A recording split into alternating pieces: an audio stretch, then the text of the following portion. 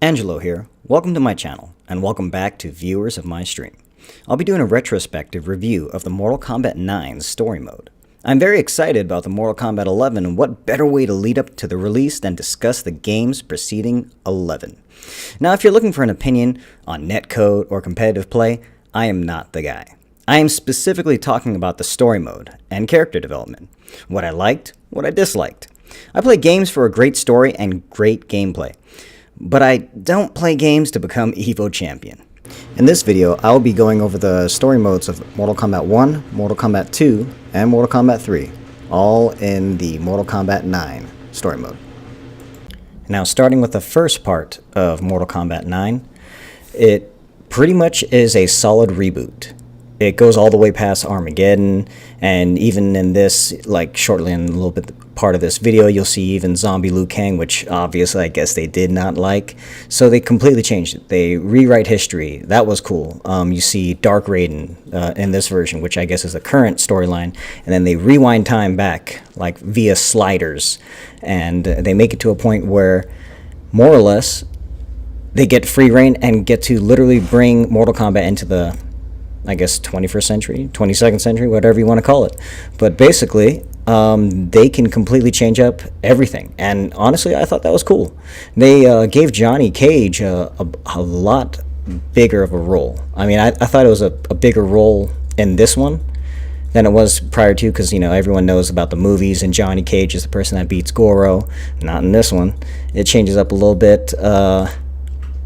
It reintroduces actually characters that weren't in the first one, such as like Kung Lao. He gets introduced in this one.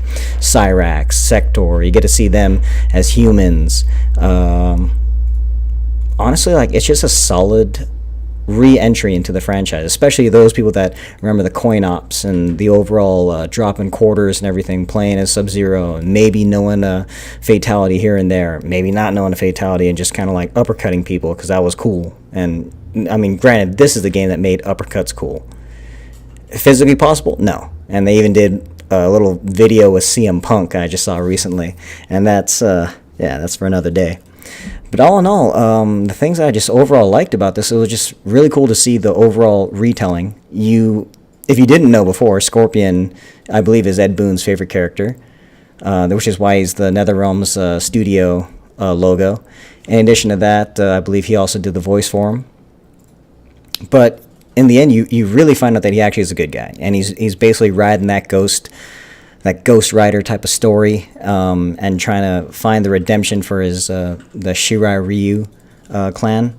And what? That's it? Then also another one that was really interesting is that, of course, Quan Chi didn't show up until the, I want to say it was the 3D games like Armageddon and things like that.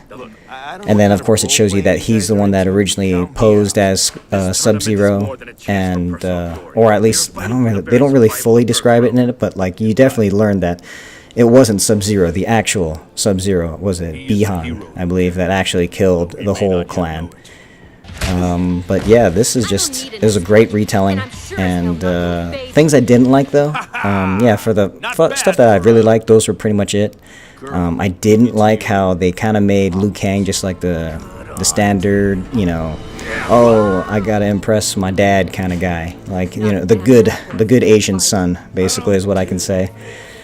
It was also kind of sad to see Kung Lao get destroyed by Scorpion, and, you know, and Scorpion's nice, he didn't kill him either. Another thing was that just to see that, you know, Johnny Cage is legit. He can fight people like Reptile and Baraka. I mean, they were like the first battle you get to fight, and that was cool.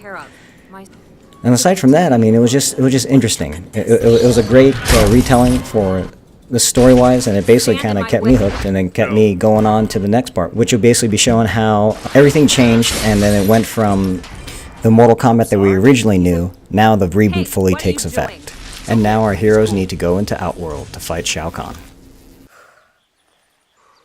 That's amazing. Now, continuing on to the Mortal Kombat 2 portion of the game, I definitely thought it was really interesting and cool to see Baraka being a part of the Takratan army that invades Earthrealm when the renewed Shang Tsung comes in and shows up all young and hip and cool and everything. And here we see Homeboy Jax laying the smackdown. And then just as quickly gets the beat down. Then Raiden gets on his acid trip visions again.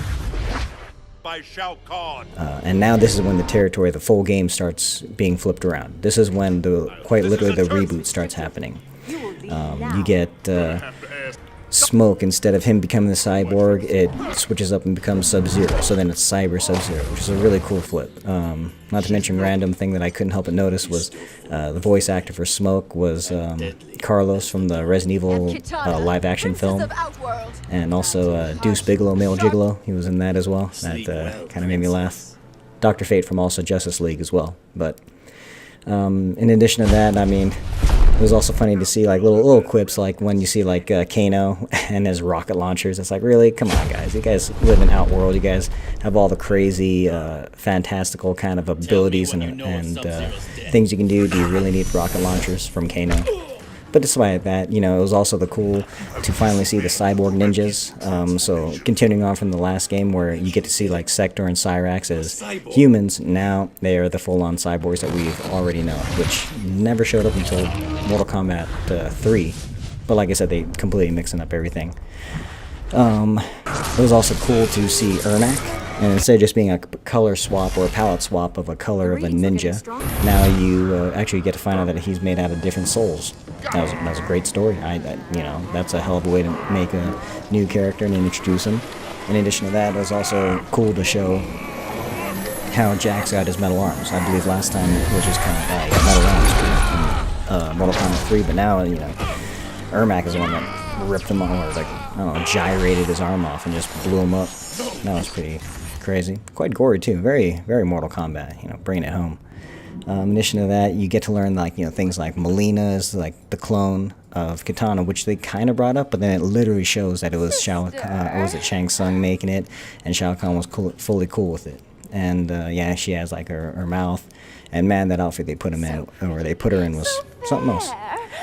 There's also the part where they make like a random Deadly Alliance reference. You know, it's kind of funny. The interesting thing too is like when I saw Kintaro, I was like, dude looks like a cat. That's all I can think. And then Kun Lao, you know, he's wrecking it, thinking he's awesome, and then just gets neck cracked. Kind of, maybe it was a nod to the good old Mortal Kombat Annihilation with Johnny Cage, but instead they switched it around with Kun Lao, and instead of Johnny Cage getting a neck snap, he had Kun Lao. Sucks. And then after that, you know, Liu Kang comes, avenges his, I think it was his cousin or something like that. And then just that fire fist, you know, power of the burning fist, burning knuckle. Terry Bogard would be proud. And yeah, at that point, you know, he is still pretty pissed off at Raiden. And then that's kind of like the recurring theme, is that now you start seeing that Liu Kang is fully just, the hatred boils over. And then at the very end, you get to see Sindel's resurrection. Kind of had a remind, like when I saw her, she looked like Charlize Theron. It's pretty cool. And then now we'll be popping next into Mortal Kombat 3. And now the Mortal Kombat 3 storyline. Now this is actually really cool. I did not think you would see who Cabal was in his original human form, because when you see him in Mortal Kombat 3 or Ultimate Mortal Kombat 3, he's like all like cybernetic out. He's got a breathing device, very Darth Vader kind of thing. And then you learn in this game how he got so burned. It was Kintaro that just like lit him on fire. And yeah, after that you get to see Stryker. And what's crazy is that like Stryker, just a regular human, takes out like Kintaro, Melina, Ermac, and it makes sense because, you know, when I first heard it, I thought it was Roger Craig Smith, the voice actor for Chris Redfield in the Resident Evil series. But I was wrong. It's actually Leon from Resident Evil 6, so still basically the same. It was also cool to see that Kano saved Cabal, and he's the reason what used the Black Dragon resources and arsenal and turned him into what, you know, pretty much everybody knows Cabal looks like today. And still, when we see him in Mortal Kombat 11, still has the same look, so it's pretty awesome. I gotta say, Motaro got Boba Fetted. Yep, he's dead in the background. And I guess Shang Tsung was already dead by this time, you know, so it's kind of weird. It's cool that you finally get to see Cyber Sub-Zero, and, you know, Smoke wants to get his homie back, and they do their best, and they actually get him back for the most part. It was pretty funny to see like the random Ninja Mime posters in the subway. What is it? Oh yeah, and then like just random things such as like Kano's laser zapping the soldiers. You know, Kano's such an ass, but a funny ass.